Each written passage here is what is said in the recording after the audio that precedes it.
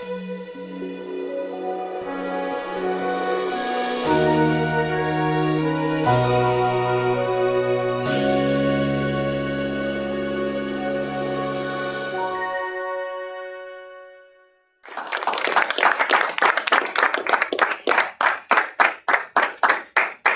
you. How many of you are regular moviegoers? Goers or watchers? Wow. Goers. I am not. I'm not even a movie watcher on average. So when I see a movie that leads me actually to the movie theater, there's a big reason. So recently I went to the movies. I actually took my daughter, and we did not go to see a superhero movie. We did not go see Guardians of the Galaxy. We did not go see any of the major movies that most people go to see. We went to see a movie called Gifted. How many of you have seen this movie? That's what I thought. How many of you have heard of this movie? Oh, okay. Let me guess, in the previews of another movie you went to see? Yes. So what drew me to this movie is obviously I have a profoundly gifted child. A lot of times in the movies, they take something in real life and create a caricature of it. So if you've ever seen a movie that tries to depict your culture or your religion or your beliefs, a lot of times we go to that movie simply to see what is wrong about it, right? Truthfully, that's why I went to this movie. I went to this movie absolutely expecting to hate it. I thought that it was going to be every trope that exists about giftedness. I was somewhat surprised to actually walk out of that movie thinking, they didn't get everything wrong. But what they did do is they really, and most people may not realize it, showed the myths and realities of giftedness. Some of it was a little buried, and you might have to kind of have a different experience of giftedness. But this is what wrong button. What the movie was about. Mary, this little girl here, is a 7-year-old math prodigy. I'll talk a little bit more about this in a minute, but math prodigy bugs me to no end. This is always the go-to for giftedness.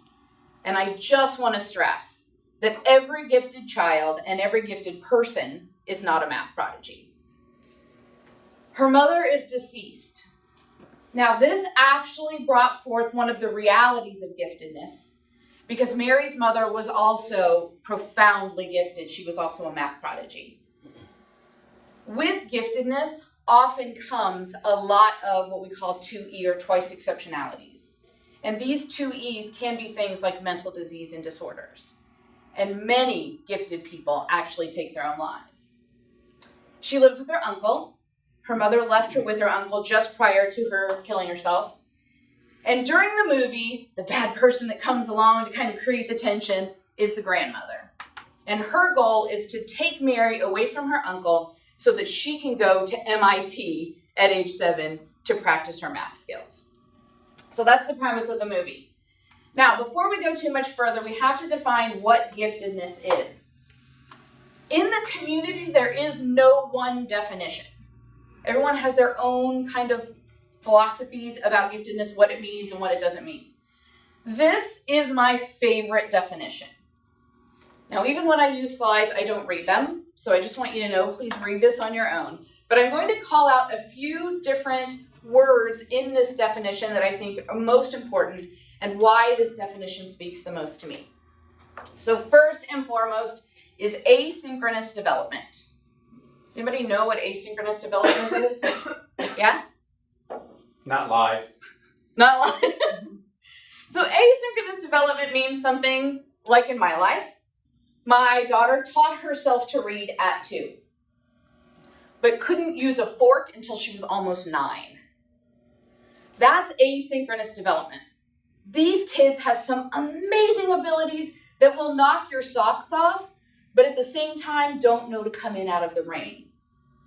So in my house is a phrase, which is quantum physics she gets, fork usage stumps her. Because that's a true statement in our house. one is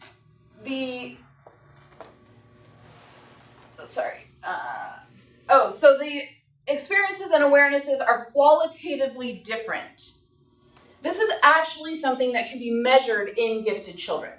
We can actually see how much more quickly they learn than normal children, as they are called. So all of these things come together, and you actually have to modify your parenting to help them develop ultimately. Everything that I went into parenting with, thinking needed to happen, completely got wiped away. So just quickly, this is what giftedness means. Does anybody know their IQ in the room? Most of us fall somewhere within this range right here. This is what is normal. Each one of these is what's called a standard deviation. And once you reach this point, 130, this is where you begin classifying giftedness or genius. The higher up, or the more standard deviations above the norm, obviously the higher your giftedness. So let's talk about those myths and truths in the movie. First of all is that gifted children come from helicopter parents or what we call flashcard parents. This one makes me laugh the most. It doesn't even make me angry because gifted children learn on their own. I didn't teach my daughter to read. She taught herself to read. I didn't teach her quantum physics and string theory. I can barely say it, right? So giftedness is actually proven to be an inherited trait. They are socially awkward. How many of you met my daughter when she came here for the speech?